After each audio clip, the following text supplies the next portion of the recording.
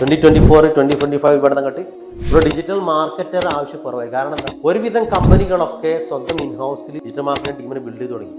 അധിക സമയം സംഭവിച്ചാൽ ഒരു മാർക്കറ്റിംഗ് സ്പെഷ്യലിസ്റ്റോ, ഒരു SEO സ്പെഷ്യലിസ്റ്റോ, അല്ലെങ്കിൽ ഒരു സോഷ്യൽ മീഡിയ, അല്ലെങ്കിൽ ഗ്രാഫിക് ഡിസൈനർ ഒരാളെ അപ്പോയിന്റ് ചെയ്യാം. നമ്മളെ കമ്പനിയിലൊക്കെ ഈ position graphic designer, PPC specialist, SEO specialist, social media expert, content writer, quality analyst, അവർക്ക് ലീഡും ഉണ്ടാവും. 6-7 ടീം ഉണ്ടാവും. ഈ കമ്പനികൾ ഇൻഹൗസ് എടുക്കുമ്പോൾ മിക്കവാറും 1-2 ആളുകൾ എടുക്കുമ്പോൾ അവനോട് എല്ലാം ചെയ്യാൻ പറയും. PPC ചെയ്യാൻ പറയും. അവന് PPC അറിയണമെന്നില്ല.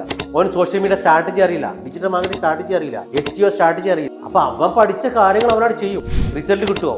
കിട്ടിക്കൊള്ളുന്നില്ല. എന്റർപ്രണർക്ക് ആ കമ്പനി മുതലാളിക്ക് ഒരു സമാധാനമായിരിക്കും. അയാളെടുത്ത് ഒരാളുണ്ടല്ലോ, അയാളെ കൊണ്ട് ഗ്രാഫിക് ഡിസൈനിങ് കൊടുക്കും. ഡിസൈനർ ആയിരിക്കില്ല. ക്യാൻവ പോലത്തെ ടൂളുകളുണ്ട്. കണ്ടന്റ് മാർക്കറ്റിംഗ് സ്ട്രാറ്റജി ഫോളോ ചെയ്തിട്ടാണ് ഒരു ബാനർ ഉണ്ടാക്കിയിരിക്കുന്നത്. ഡിജിറ്റൽ മാർക്കറ്റിംഗിന്റെ ചാനൽ ചൂസ് ചെയ്യുന്നത് പ്രോപ്പർ ആയിട്ടാണോ? ഫേസ്ബുക്ക് ആഡാണോ ഇവിടെ ബെസ്റ്റ്? അതല്ലെങ്കിൽ എന്റെ ഈ ബിസിനസ്സിൽ ഗൂഗിൾ ആഡ് ആയിരിക്കും ചിലപ്പോൾ ബെസ്റ്റ്. അത് തിരിച്ചറിയാനുള്ള കഴിവനില്ല. അപ്പൊ സ്വാഭാവികമായിട്ടും ഈ കമ്പനി ഈ റിസോഴ്സിനെ കൊണ്ട് ഫെയിൽ ആയി.